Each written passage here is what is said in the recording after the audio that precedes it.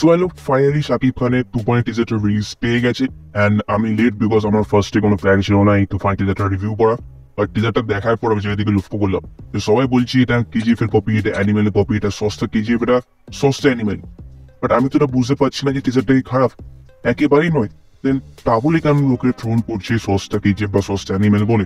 ওকে একটা এক্সাম্পল দিয়ে বোঝাই, তাহলে সাপোজ আমাদের সবার ফেভারিট খাবার হচ্ছে বিরিয়ানি, আর সবাই মোটামুটি বিরিয়ানি খেতে ভালো লাগে। অ্যান্ড এইবারে আমি দুটো লোককে জোগাড় করা হয়, তাদেরকে বিরিয়ানি যতগুলো ইনগ্রিডিয়েন্টস হয় আর বিরিয়ানি জিনিসগুলো দিয়ে বানানো হয় সেই সব জিনিসগুলো তাদেরকে দিলাম অ্যান্ড তার জন্য বিরিয়ানি বানানো। আর তারপর দুজনের টেস্ট কি সমান হবে? অফকোর্স নট, দুজনের টেস্টই আলাদা হবে। অ্যান্ড এইখানেও ঠিক সেম জিনিসটাই করছে, কারণ কেজিএফ এর বাজেট আর অ্যানিমালের বাজেট সেটা অনেক হাই ছিল। অ্যান্ড কম বাজেটে দাঁড়িয়ে শাকিব খান যে একটা ড্যাম গুড মুভি বানিয়েছে সেটা এই টিজার দেখিয়ে আমরা বুঝতে পারছি মুভিটা বাজেট কত হবে, 1 কোটি টাকা বাজেট হবে। অ্যান্ড সেই বাজেটের মধ্যেই যে একটা দুর্ধর্ষ মুভি শাকিব খান বানিয়েছে সেটা আপাতত আমি টিজার দেখেই বুঝতে পারছি।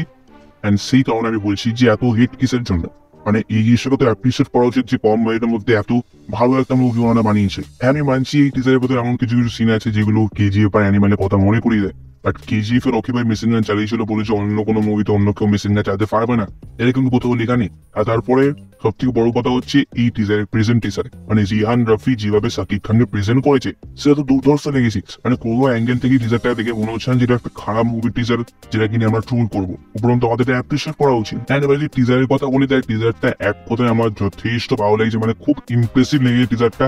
অ্যান্ড টিজারের ব্যাকগ্রাউন্ডে শাকিব খান যে শুদ্ধ বাংলা ভাষায় বা সাধু বাংলা ভাষায় যে পুরো ভয়েস ওভারটা দিয়েছে সেটাও আমার বেশ ভালো লেগেছে।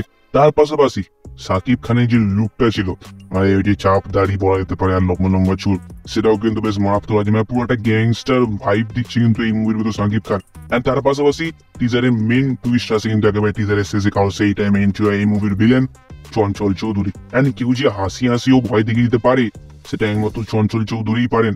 মানে উনি যেভাবে হাসতে হাসতে বললেন ওই ডায়লগটা, সেটা তো ভাই মারাত্মক লেগেছে আমার। আর তারপরে সিনেই যে শাকিব খান যেভাবে চিল্লাবে, একটা বাচ্চাবে বসে মেবি হাতে একটা সিগারেট থাকবে অ্যান্ড চারিপাশে যে আগুন চলবে, যে ওই যে ফ্রেমটা, ওই যে ফুটেজটা, তো ভাই মারাত্মক ফুটেজ। অ্যান্ড সোজাভাবে বলতে গেলে রিহান রাফি যেভাবে আমাদের সামনে শাকিব খানকে প্রেজেন্ট করেছে সেই প্রেজেন্টেশনের উপর আমি ফিদা হয়ে গেছি বস, বিকজ আমি এই প্রেজেন্টেশনের উপর 10/10 দিয়ে দেবো।